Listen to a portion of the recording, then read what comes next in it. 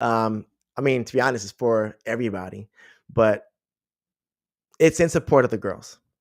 Okay, so the topic is train girls like girls. And I'm not an expert in this, but I've been blessed to have very, very powerful women in my experiences when it comes to coaching. So, first things first, growing up, I never had a black teacher until college. That was my first experience. And I didn't realize that until I got to college. And I was like, this is my first black teacher, right? I always had men and women teachers, but I was like, this is my first black teacher. And after that, I had a few more. And I just thought about like, what was the difference? And I was like, nothing really, you know. However, I just never experienced that. And then also, as he talked to me, I felt that our conversations were, I just felt more relaxed. I felt that he knew me, right? Okay, so black teacher. Also, in college, I had my first female coach, Sheila Hudson. Never had I ever had a woman coach before. And I didn't understand the dynamic. So one time I was late for weights and the door was locked. And I was just like, mm. So I'm knocking on the door.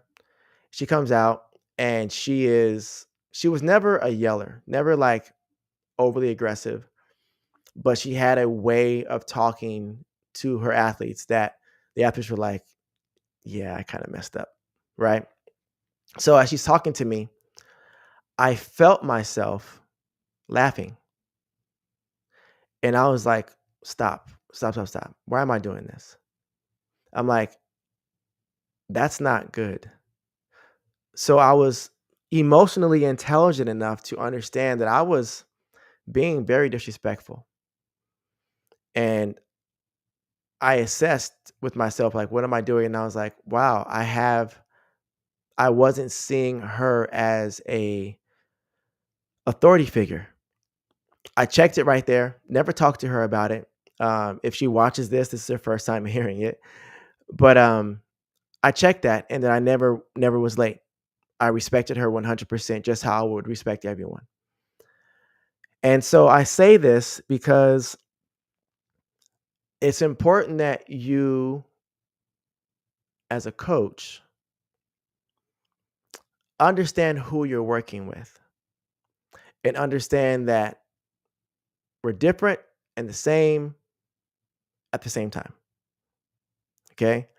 Another story I want to share to kind of set the grounds of this conversation is um, when I became a personal trainer, I was 20 years old and I forgot her name. Either way, there was like the main trainer. Every gym has the main trainer that you just know that you always see him or her like across the gym. They're jumping across everywhere. They're loud, and you're just like, that trainer looks cool, right? And so um, I was like, teach me, you know, whatever you know, because I'm learning.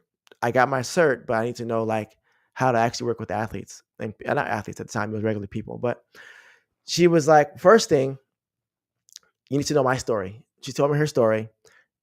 She had lost like 120 pounds, something like that, something crazy, and was just bubbly and very energetic, all those things. And she says, okay, I want you to look around this gym. Look around. She was like, what do you see in here? And I was confused. I was like, weights? Duh. I see weights and people working out. She was like, yeah, there's machines, right?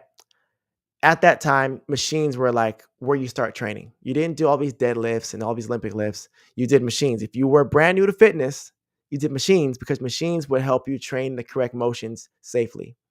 Anyway, she's like, yeah, there's machines in here. There's many machines. And we start our clients off with machines. The machines were made by men. So the actual dimensions of the machines and the width of the bars and all these things is tailored for the male body. She's like, look at my frame. She was like tall and petite, or tall and skinny, lean, I guess you want to call it. And she was like, if I do this, it's not the same for me and you. So if I'm having my hands here at this position, for her, by her frame, she's out here. So she's not going to have the same effect on her body than I would if we're doing the exact same movements. And I was like, wow. She's like, yes. And also because if you're doing squats, their actual bar is a certain width. But if my shoulder width is a certain distance, and then the weight's on this further extreme sides, the weight discrepancy or the weight is distributed differently. And I was like, wow. She's like, yes. So it's harder for us to balance and to move, and our hips are wider and all these things. So she's teaching me the different positions of the female anatomy within the weights, that the machines that we do. So she's like, what you want to do is we want to put their legs this way. You want to have their feet turned this way. You want to do a close grip on certain bench presses because it's their natural movement. And I was like, wow, like that's really cool. She's like, also, if you train with these different angles, the female body starts to shape towards those angles. We don't want that. And I was like, wow, that makes sense. Okay. So she taught me all this stuff. And then I started thinking about, well, who are my demographics? As a personal trainer, I had 80% women. And I was like, so I need to understand how to train women because this is very important. Fast forward, get to high school, and there's a lot of girls on the team. And at the as track and field coach, you have varsity all the way down to freshmen, boys and girls all training at the exact same time. Football doesn't do that.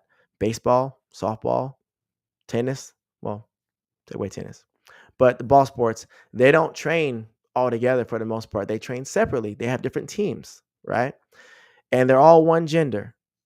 So if you're yelling at a bunch of girls, then you're yelling at a bunch of girls and you have a general response, right?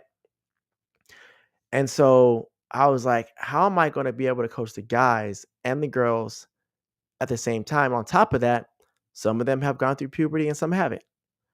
I can't expect them to do the same, right? So what I've noticed with all of this is I've seen the college level, I've seen the high school level, youth level. Because it's a more male dominated coaching sport, um, we're getting more of the masculine male philosophy. And then add on the Western world philosophies. So the Western world is all about brute strength, just power, right? Then we add on the male way of doing things, which is just break it into place, right? And it's not the same, right? If you train a male the same way you train a female, you're going to have different hormonal reactions, different experiences. If I'm like, just get it done, it depends on the person, right? However, physiologically, it depends on the physique of that person. When it comes to triple jump, you can do double arm or single arm or whatever variation. Most girls do single arm, and I have most of my boys do double arm. But I start most of my boys with single arm to understand the motions and mechanics. And once they're strong enough, I advance them to the double arm. With the girls, I keep them on single arm. Now, is that a set way of doing things? No, it's just been what's been working for me, right? And so we have to make sure that we educate ourselves on how we're training, who we have in front of us. If you're a high school coach, you've got a big range between 14 to 18, boys and girls, okay? And so what I also understood later on was when you train a girl a certain way, their menstrual cycle can be affected by the way that you train them. And I believe it was the Oregon Track Club back in the day. They had some issues where they were training athletes and the girls weren't having periods, normal periods. And I was like, I don't know anything about that. I don't know.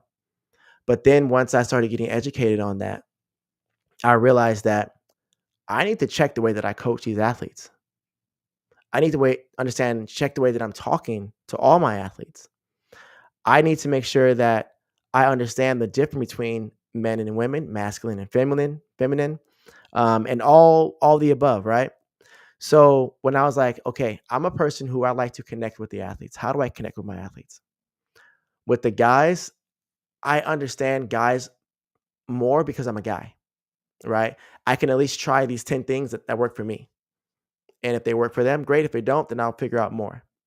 But I realized so far is, and if I'm wrong, please comment below. Let me know what you think. That with the guys, you have to earn respect by either have physically done it, looked the part, or like, I think that's it. Those are the main two. Like to look like you've done it or you could do it or whatever. Like in sports, for football, for example, the people who are the most respected on the team are the people who are either physically stronger or have more willpower or can physically beat you up, right? They can physically do more than you can, who just automatically gain respect.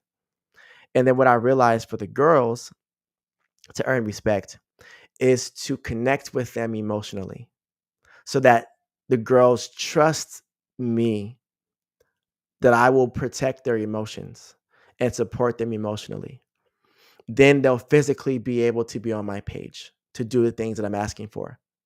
Girls, if you're watching this, women coaches, please let me know because I'm still continuing to learn this stuff. But what I've learned is in order to gain respect from these athletes, I must talk to them and connect with them differently.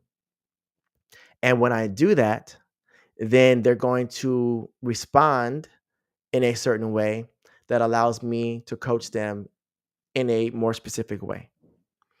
So, coaches, what I'm getting at is talk to your athletes, get to know them, get to know them as people, understand how they think, understand how they work, how they operate. Are they depressed? Are they sensitive? Are they, did they come from a household that the parents yelled? Do you know that a lot of coaches or programs now at the college level have health wellness advisors, right? These are great. However, it's maybe one call that they can call you once in a while. Well, understanding that if they call every once in a while, well, they've been dealing with these issues for months and now they're calling now because they're fed up, right? I did have a call with the coach who said, we have yearly check ins with the athletes to see what's going on. And I said, what's the benefit of having a yearly checkup when you notice something's wrong halfway through season or the athlete has an opinion or a thought and they can't express their opinions or thoughts until the end of the season? That's like saying, okay, we're going to record all your long jump videos. Okay. We're going to record all of them. And then we're going to break down all your videos and how you can get better at the end of season. Sound good? No, it's weird. Right. So I understand it. I had 50 athletes. Now I got 67 or so. I just create the space for them. I have my athletes call me each week and we set up calls. On your end as a coach, it might be 10, 15 minutes, maybe 5 minutes, right? Or even just a question. But to them, that question means so much to them. So when it comes to training girls like girls, one is going to be understanding girls. So whatever your process is, ask or figure that part out, right? The other part is ask the girls, ask them, ask your team. I'm working on developing myself to be a better coach. Girls, I'm a guy. I don't know you. How can I be the best coach for you? And I promise you, they're going to tell you exactly how they feel. And then when they do, listen. Listen to the feedback, listen to the support, listen to their experience. If they feel that you're a mean coach or whatever, and you know that you're not, maybe you're only mean because you're a guy and your voice is deep and the girls don't like deep voices talking to them. I don't know. Maybe you're just bigger and taller, and the way that you stand, it just looks like you're being like degrading to them. I have no idea, right? However, what I do know is they're going to tell you how they feel, the one or two that do, and just understand that sometimes like athletes won't tell you stuff, but they'll say it to somebody else, right? If that's the case, then if someone else says something, know that they also feel similar. Because if they're saying something and then the group is not defending or saying that's not true, then there's some truth to it there. Okay.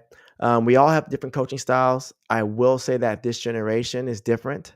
The kids that went through COVID, we as adults have no idea what they're going through or went through because we never experienced something like that. We never had our whole world just change and stop, right? Right now, this is 24 season. So the seniors, their freshman year, dealt with COVID. Like it was part of their training. The training cycle stopped, right? So what I say to all this basically is continue educating yourself, asking the source what you could do better, what you can improve on, asking for feedback for boys and girls. But when it comes to the girls, is understand their bodies are different. Understand that the way I see things and my perspective is different. I want to add in this last piece because this is huge. I went to a business seminar. It was led by a woman, and like in there were a bunch of her followers. I just happened to randomly find her online, and I was in there, and it was like probably 75 to 80% women in this seminar. It's like 100, no, 300 people. It was a lot, and I sat towards the front because I bought the VIP package because it was a free event, and I'm like, if it's free, I might as well just buy the VIP and call it a day. Anyway, so I'm sitting in the front, and she was like, "Okay, I want you to understand this: men and women see things, have different type of experiences, right?" And she was like, "Stand up, everybody, please." The whole room stood up, and she said, "Please remain standing if you feared for your life in the past 12 months."